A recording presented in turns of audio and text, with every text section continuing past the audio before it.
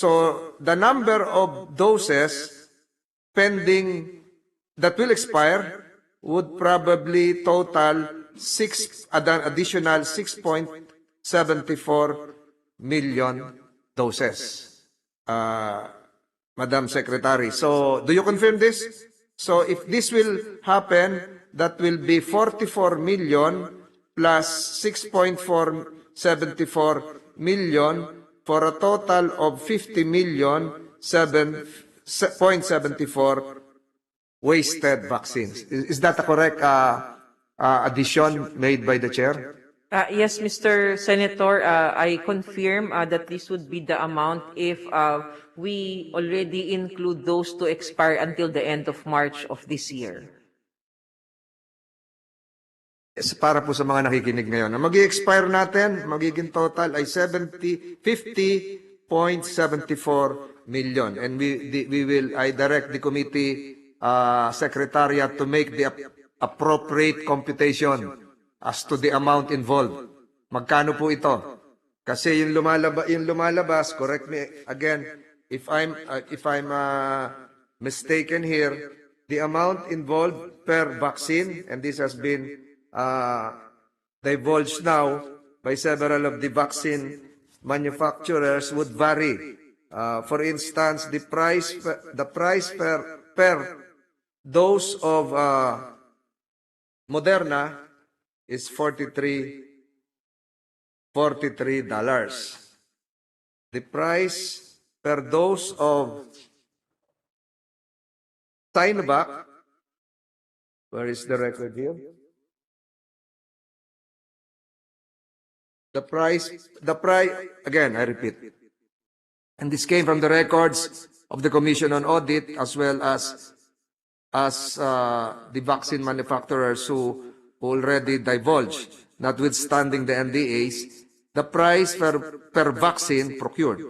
Pfizer at $6.75, Sinovac at $14 per dose, and Moderna at $43 per dose. I have here likewise the records of AstraZeneca and the others, but the Blue Ribbon Secretariat is directed to make the appropriate computation.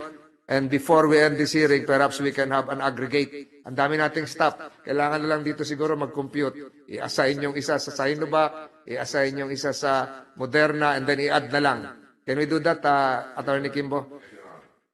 So, ma'am, do you confirm that this will still balloon into a bigger amount, considering that there are still vaccines in your inventory, and that some of the vaccines with short life extensions will still expire and will not be totally utilized. For instance, Moderna was extended to up to 9 months, AstraZeneca 9 months, Pfizer adult 15 months, Sinovac 2 years, but others were shortened by 1 year. So if our vaccination rate would not ramp up, considering the existing vaccine hesitancy, ayaw na magpabakuna ng iba, lalago pa ho itong 50.74. And do you agree with that assumption, ma'am?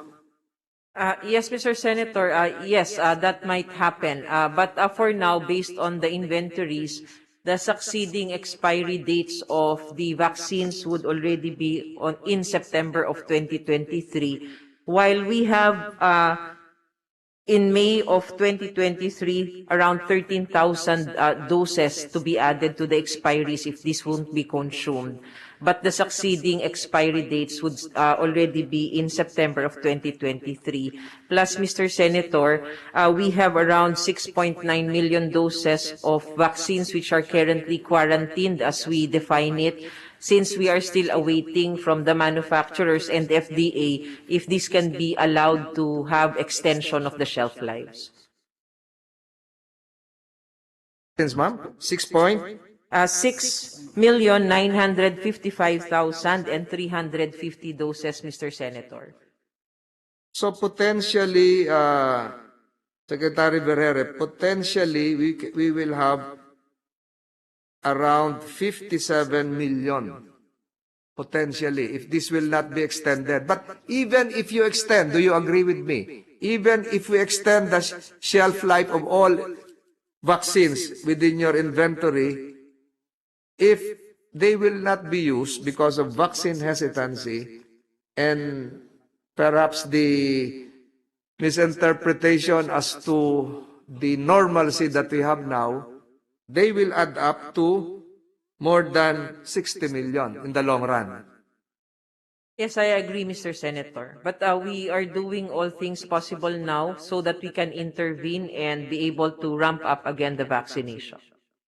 Like for instance, what, ma'am? Has there been an increase in vaccination rates and percentages in the rural areas o pareho lang? Uh, Unfortunately, sir, until now, the rates are still the same.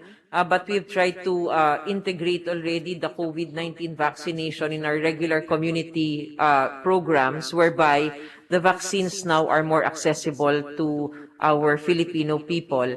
Anytime and anywhere, they can already access the vaccines through their health facilities.